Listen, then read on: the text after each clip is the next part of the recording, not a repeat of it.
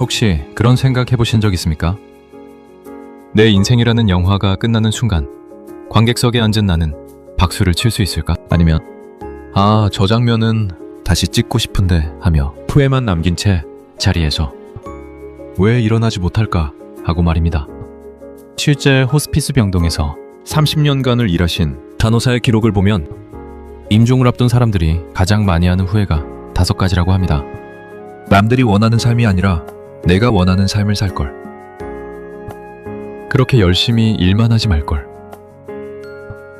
내 감정을 솔직하게 표현할걸. 친구들과 연락하며 지낼걸. 그리고 나 자신을 좀 더 행복하게 해줄걸. 참으로 놀랍지 않습니까? 죽음 앞에서 사람들이 후회하는 것은 하지 못한 일이 아니라 나답게 살지 못한 것이었습니다. 더 많은 돈을 벌지 못한 것도, 더 높은 자리에 오르지 못한 것도 아니었습니다. 그저 나답게 살지 못했다는 것이었죠. 우리는 모두 시한부 인생입니다. 단지 그 날짜를 모를 뿐이죠. 그런데 참 이상합니다. 우리는 마치 1000년을 살 것처럼 오늘을 허비하고 영원히 살 것처럼 물건을 사모으고 매일 지구가 멸망할 것처럼 남을 미워하며 시간을 씁니다.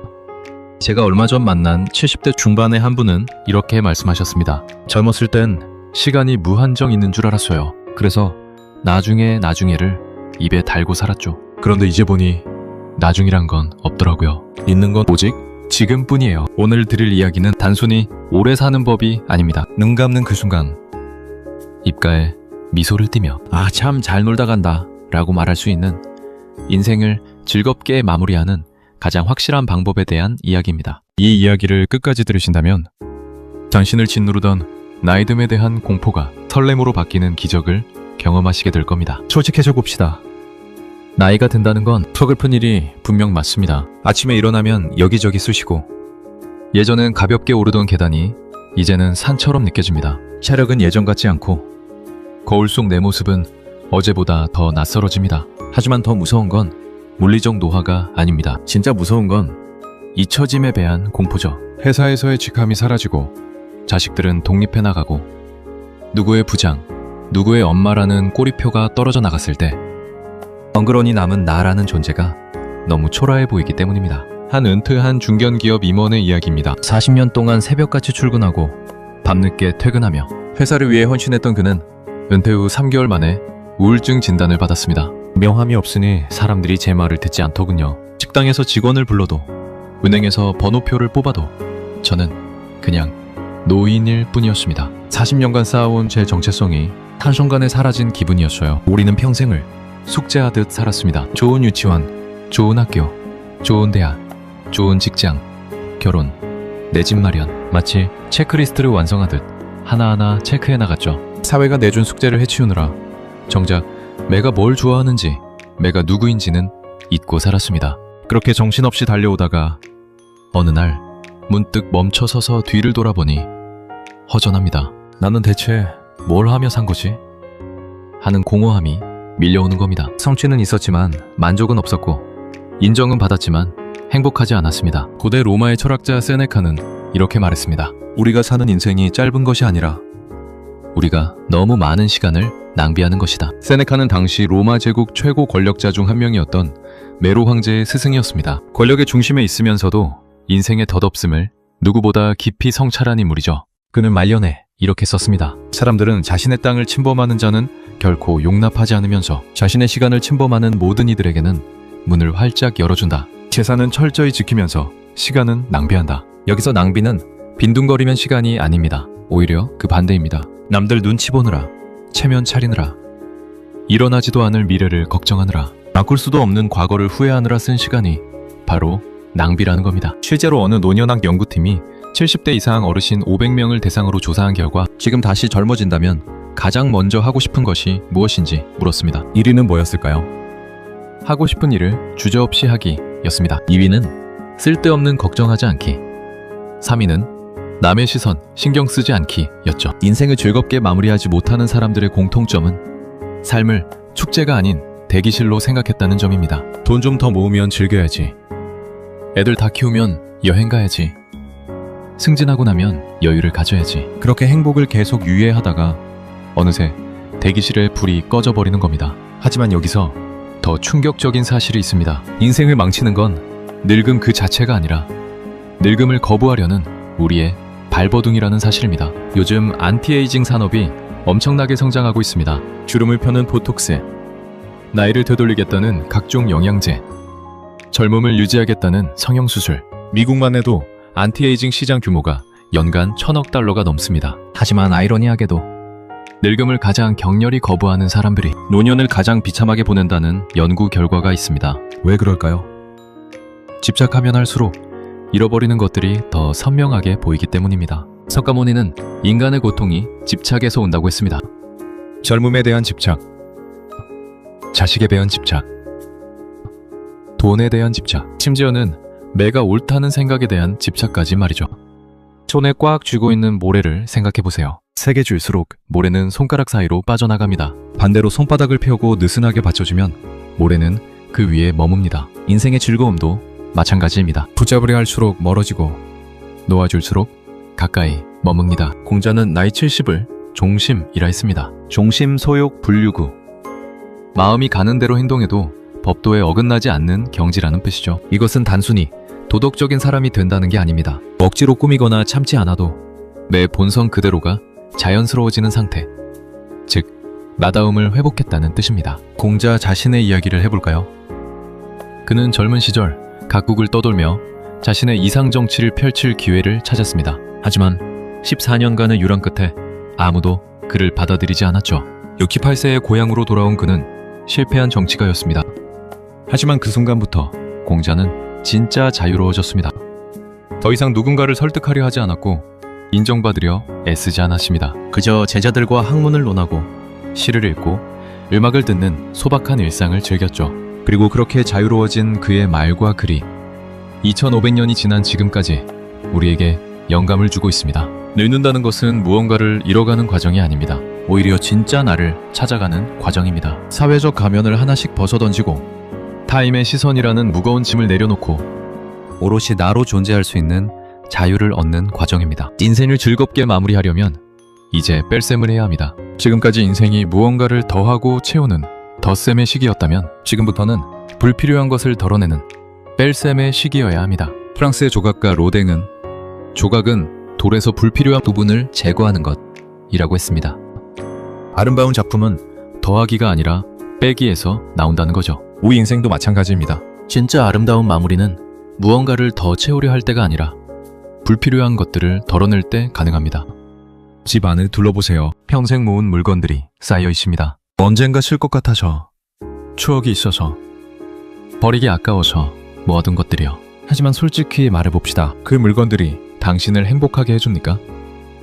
아니면 그저 공간만 차지하며 당신을 짓누르고 있습니까? 한 미니멀리스트 운동가는 이렇게 말했습니다. 우리가 물건을 소유하는 게 아니라 물건이 우리를 소유한다. 매일 청소해야 하고 정리해야 하고 관리해야 하는 물건들, 그것들은 우리의 시간과 에너지를 빼앗아 갑니다. 니체는 아모르 파티, 즉 운명을 사랑하라고 외쳤습니다. 이것은 수동적인 체념이 아닙니다. 내가 겪은 고난, 나의 실수, 늙어가는 내 육체까지도 이것이 나의 삶이다 라고 긍정하며 받아들이는 적극적인 태도입니다. 니체 자신의 삶을 보면 이 말의 무게가 더 와닿습니다. 그는 평생 극심한 두통과 시력 저하로 고통받았습니다. 하루에 몇 시간밖에 글을 쓸 수 없었고 종종 완전한 실명 상태가 되기도 했죠. 사랑했던 여인에게 거절당했고 학계에서도 인정받지 못했습니다. 하지만 그는 이렇게 썼습니다. 내 삶에서 그 어떤 순간도 지우고 싶지 않다. 왜냐하면 그 모든 순간이 지금의 나를 만들었기 때문이다. 당신의 주름살 하나하나는 당신이 치열하게 살아남았다는 훈장입니다. 백발은 당신이 겪어낸 시간의 증거이고 구분호리는 당신이 짊어진 책임의 무게입니다. 그것을 사랑하지 않고서 어떻게 인생의 마지막이 즐거울 수 있겠습니까? 그렇다면 구체적으로 어떻게 해야 할까요? 마음만 먹는다고 되는 게 아니죠. 인생의 황혼기를 가장 화려한 축제로 만들기 위해 우리는 3가지를 기억해야 합니다. 첫째, 관계의 가지치기를 단행하십시오. 정원사는 나무가 더 잘 자라도록 불필요한 가지를 쳐냅니다. 인간관계도 마찬가지입니다. 만나고 오면 기가 빨리는 동창회, 의무감으로 나가는 모임, 나를 깎아내리는 지인. 이제 과감히 끊어내세요. 그래도 오래 알고 지낸 사이인데 하는 생각이 드시나요? 하지만 생각해보세요. 오래 알고 지냈다는 것이 서로를 불편하게 만드는 관계를 유지해야 할 이유가 될까요? 시간은 관계의 질을 보증하지 않습니다. 한 70대 여성분의 이야기입니다. 그분은 50년 넘게 알고 지낸 친구 모임에 매달 참석했습니다. 하지만 모임이 있는 날이면 항상 스트레스를 받았죠. 서로 자랑하기 바쁘고 은근히 비교하고 뒷담화를 일삼는 분위기가 불편했습니다. 어느 날 용기를 내어 모임을 그만두었습니다. 처음엔 죄책감이 들었지만 시간이 지나며 놀라운 변화가 일어났습니다. 그 시간에 혼자 산책도 하고 도서관에도 가고 정말 마음 맞는 한두 명의 친구와 깊은 대화를 나눴습니다. 진작 이럴걸 하는 생각이 들더랍니다. 인생은 싫어하는 사람과 밥 먹기엔 너무 짧습니다. 대신 당신의 이야기에 진심으로 귀 기울여주는 단 한 사람과의 관계를 소중히 하세요. 질보다 양이 중요한 시기는 지났습니다. 그리고 무엇보다 중요한 것, 고독 그 자체와 친해지세요. 고립은 외롭지만 고독은 자유롭습니다. 혼자이면 시간을 견딜 줄 아는 사람만이 타인과도 건강하게 어울릴 수 있습니다. 혼자 카페에 앉아 커피를 마시고 혼자 전시회를 보고 혼자 여행을 떠나보세요. 처음엔 어색하겠지만 점차 그 자유로움에 중독될 겁니다. 둘째, 오늘이라는 퀘스트에 집중하십시오. 많은 분들이 은퇴 후 거창한 버킷리스트를 만듭니다. 세계 일주, 에베레스트 등반, 책 쓰기, 악기 배우기. 물론 나쁜 것은 아닙니다. 하지만 그것을 이루지 못하면 실패한 인생인가요? 절대 아닙니다. 일본의 한 노년학자가 100세 이상 장수 노인들을 연구했습니다. 흥미로운 점은 그들 중 대부분이 거창한 목표가 없었다는 겁니다. 대신 오늘 손주와 통화하기, 저녁에 좋아하는 드라마 보기, 이웃에게 나눠줄 반찬 만들기 같은 소소한 일상의 즐거움을 가지고 있었습니다. 행복의 기준을 낮추십시오. 아니, 낮춘다는 표현이 적절하지 않네요. 행복의 크기를 바꾸십시오.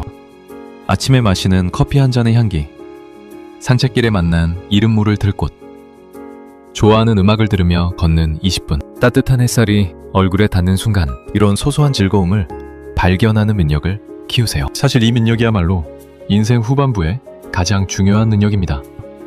거창한 성취나 큰 사건이 아니라 일상의 작은 순간들에서 기쁨을 찾아내는 능력 말입니다. 쇼펜하우어는 말했습니다. 행복은 쾌활함 안에 있다. 쾌활함은 무슨 뜻일까요? 거창한 성취가 아니라 오늘 하루 나를 웃게 한 작은 순간들입니다.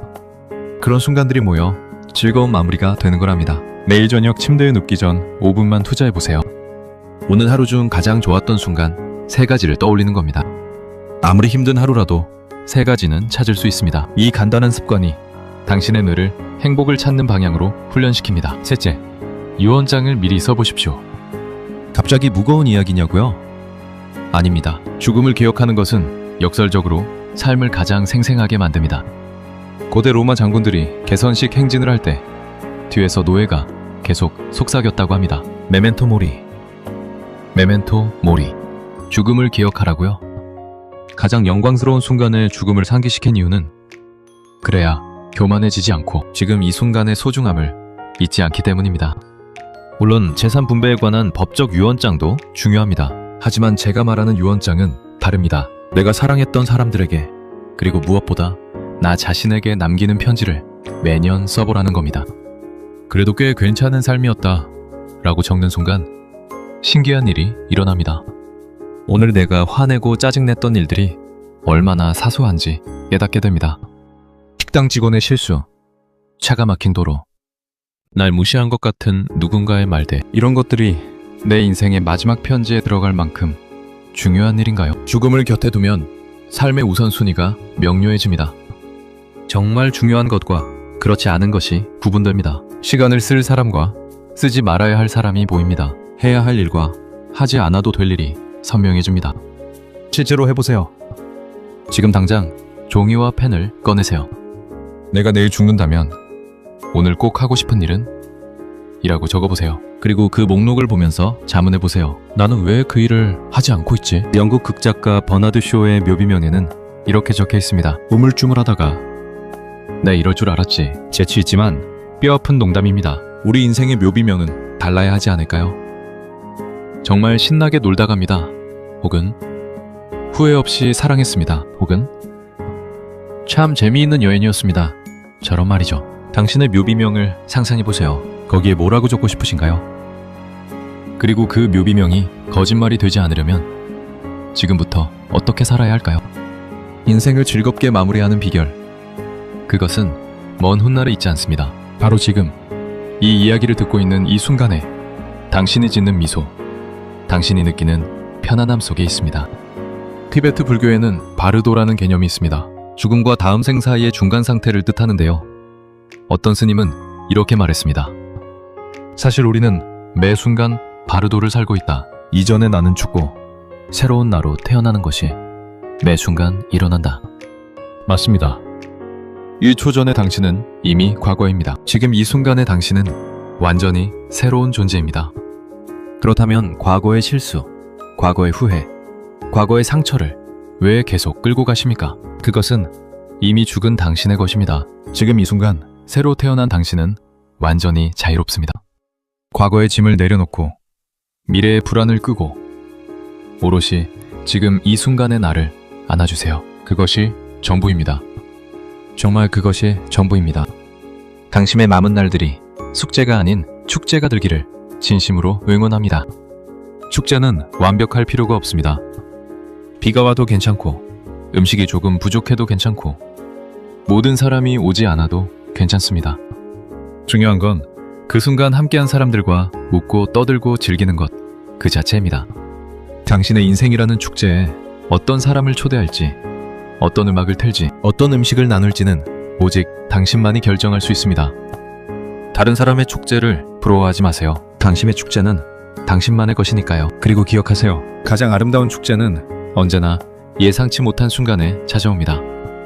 계획대로 되지 않을 때, 완벽하지 않을 때, 오히려 더 기억에 남는 순간들이 만들어집니다.